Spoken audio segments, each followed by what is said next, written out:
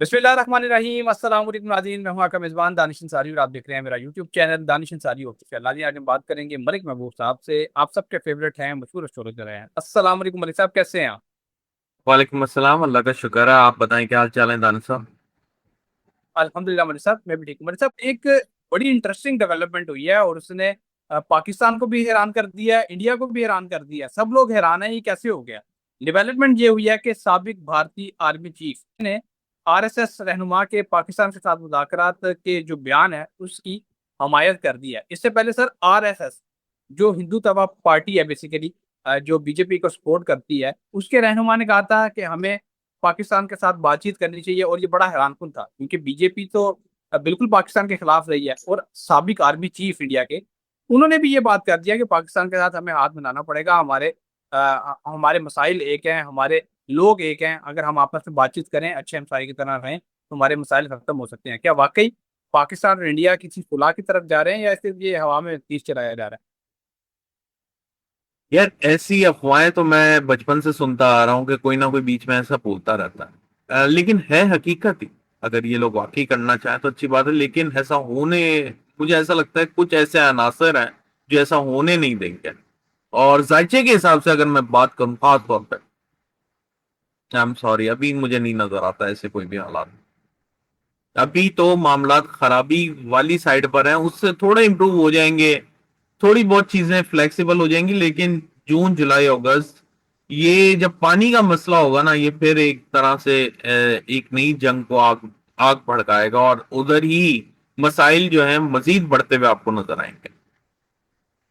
Okay Malik साहब। अच्छा मलिक साहब, अक्सर इस तरह होता है कि इंडिया की तरफ से बहाना बनाया जाता है कि हम आपसे सुलह करना चाहते हैं, और फिर इंडिया में फॉल्स फ्लैग ऑपरेशन कर दिया जाता है और कह दिया जाता है भाई देखो, हम तो बातचीत करना चाह रहे थे, ये पाकिस्तान ने कर दिया दोबारा से हम पे हमला। हालांकि करते वो खुद हैं। तो आपकी बात मुझे ठीक भी लग रही है। सर, एक अहम डेवलपमेंट ये हुई है कि ओमान के साहिल के करीब मुश्तबा ड्रोन हमले के बाद एक भारतीय परचम बरदार जहाज जो है वो डूब गया है। तो सर, ये बहुत बड़ी डेवलपमेंट है और आपने ये प्रिडिक्शन की थी कि पानी में आपको चीजें दिखाई दे रही हैं कि जहाज पे कब्जा किया जाएगा, मिसाइल अटैक किया जाएगा, ड्रोन अटैक किया जाएगा। और अब तक की ये बड़ी डेवलपमेंट है कि इंडिया का जहाज डूब गया है। इंडिया और ईरान के ताल्लुकात तो काफी बेहतर रहे हैं इस तमाम जंग के दौरान। आप क्या देख रहे हैं? क्या इंडिया की तरफ से भी कोई जवाब दिया जाएगा और क्या मजीद जहाज भी डूबने वाले हैं अपने उर्मस में? जी, जहाज तो बहुत डूबेंगे, लेकिन इंडिया ईरान का अगर आप ये बोलेंगे कोई पैचअप हो जाए, वो नजर नहीं आता मुझे। मुझे ऐसा लगता है मामला मजीद संगीन होंगे। बल्कि इंडिया की जो दशा चल रही है ना मार्स की, वो इनके लिए बहुत ज्यादा चैलेंजेस लाती हुई दिखाई दी जाएगी। और मैं आपको ये सितंबर से बोलता आ रहा हूँ, पिछले साल जब ये लोग बातें कर रहे थे कि अब आप देखिएगा इंडिया कहाँ पहुंच जाएगा और ये और वो, तो मैं आपको बोल रहा था कि जो मेरी रिसर्च है, जितना मैंने उस पर काम किया हुआ है, मुझे नहीं लगता ये अच्छी दशा आ रही है इंडिया के लिए। इंडिया के लिए बहुत प्रॉब्लम सकती है। ओके मलिक साहब। अच्छा मलिक साहब, एक और बड़ी अहम खबर है। एक तो हमने प्रोडिक्शन का जिक्र कर दिया, एक ऐलान किया गया है वज़ीर आला एपी की तरफ से, सोहेल रिजवी साहब की तरफ से। उन्होंने कहा है कि अगर मंगल तक इमरान खान साहब को उनके आंख के इलाज के लिए अस्पताल मुंतकिल ना किया गया, तो वो पूरी कौम को ऐलान करेंगे और उनको बुलाएंगे डटियाला जेल के बाहर और एहतजाज करेंगे और खुद भी शिरकत करेंगे। सर, 19 तारीख मुंतखब की गई है, मंगल का रोज मुंतखब किया गया है। क्या ये दिन एहतजाज के लिए ठीक रहेगा? बहुत पावरफुल दिन है, बहुत पावरफुल दिन। क्योंकि मार्स एरीज में है वैसे भी। एरीज नंबर वन साइन होता है, साइन साइन नंबर वन है। और 1 और 9 10 बनते हैं, जिसका टोटल भी 1 आता है। तो बहुत अच्छी रेट है। अगर ये लोग वाकई कुछ करना चाहें तो बहुत कुछ कर सकता है।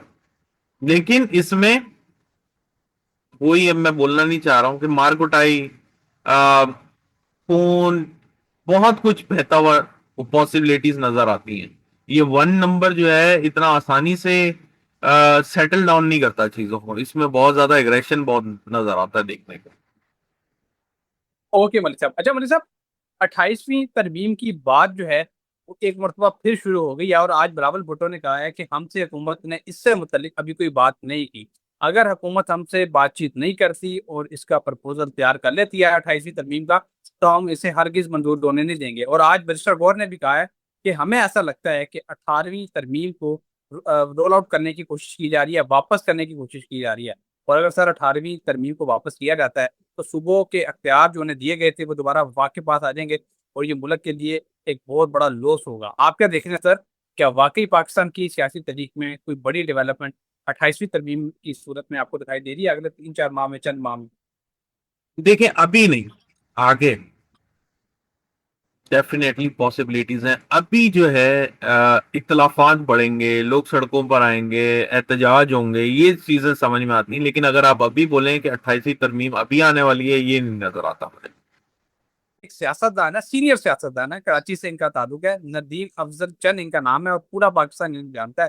खासतौर पर जो हमें नाज़रीन देख रहे हैं वो उन्हें लाजमन जानते होंगे। मेंबर कौमी असम्बली हैं, इन्होंने ये प्रडिक्शन किया और दावा किया है, बड़े बावसूख तरीके से इन्होंने कहा है एक प्रोग्राम में। इन्होंने कहा है कि मेरी प्रडिक्शन है, लिख लो, इमरान खान इस साल जेल से बाहर आने वाले हैं। सर बड़े बड़े एस्ट्रोलॉजर्स ने प्रडिक्शंस की और वो सारी गलत साबित हुई और फिर आपने एट द एंड इसका ये निकाला है कि खान साहब की जो बर्थ डिटेल है वो सही नहीं बताई जा रही, क्योंकि अगर बर्थ डिटेल सही होती तो प्रॉपर दैचा बन सकता था। लेकिन सर अभी एक सियासतदान पता नहीं अंदर की खबर दे रहे हैं या कोई अंदाजा लगा रहे हैं कि खान साहब इस साल जेल से बाहर आने वाले हैं। आप इस बात की कोई तस्दीक या तरदीद कर दें इनकी बात? यार मैं कैसे तस्दीक और तरदीद कर दूं? मैं तो आपको बता बता के थक गया हूं, आप मुझे हमेशा घसीटते हैं इसी बात पे। देखिए आज जो वक्ती जायचा है उसके हिसाब से मैंने आपको डेट्स और महीने बता दिए थे।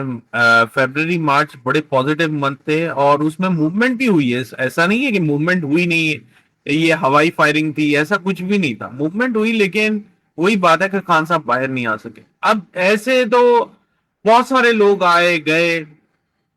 मेरा कहने का मकसद है कि जो सियासी रहनुमाओं ने बड़ी बड़ी प्रेडिक्शन की, किसी ने बोला 10 साल नहीं, किसी ने बोला इस साल नहीं, किसी ने बोला ईद, किसी ने बकरा ईद।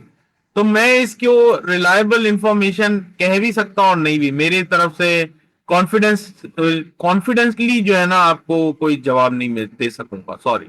वो उसकी वजह यह है कि मेरे पास वक्ती जायचे में ऐसा लगता है कि नवंबर तक खान साहब को शायद मौका मिले बाहर निकलने का। लेकिन बात वो ये है कि मुझे वो यहां नहीं, बाहर ही जाते हुए दिख रहे हैं। आप समझ रहे हैं? इसलिए मैं इतना कॉन्फिडेंट नहीं हूं कि वो मुल्क में बैठे रहेंगे। अगर वो बाहर आएंगे तो वो बाहर ही चले जाएंगे। मुझे पाकिस्तान में नजर नहीं आता।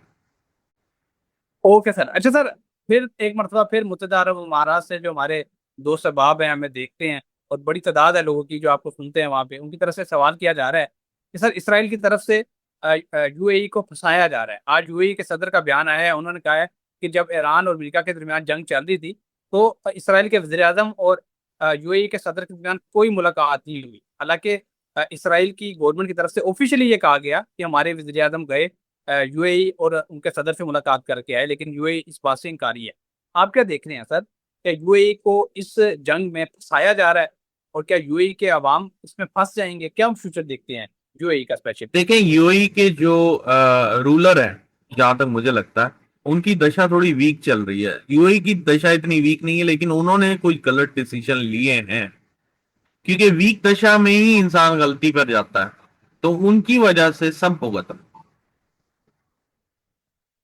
और आने वाले दिनों में और आने वाले दिनों में ये बात याद रखिएगा, यूएई का मुस्तकबिल तो अच्छा है, लेकिन अगर मजीद ऐसे गलत फैसले किए गए तो फिर प्रॉब्लम मजीद बढ़ती जाएगी यूएई के लिए। अगस्त तक तो इनको बहुत केयरफुल रहना चाहिए, अगस्त ये जो चल रहा है। ओके, बहुत शुक्रिया मलिक साहब, आपने अपने कीमती वक्त में से कुछ वक्त निकाला और इतनी ज़बरदस्त मालूमात और प्रोडिक्शन हमारे साथ शेयर की। इंशाल्लाह नेक्स्ट प्रोग्राम में ऐसे ही दिलचस्प टॉपिक है दोबारा पेश होंगे। अगली वीडियो तक के लिए मुझे और मलिक महबूब साहब को इजाज़त दीजिए।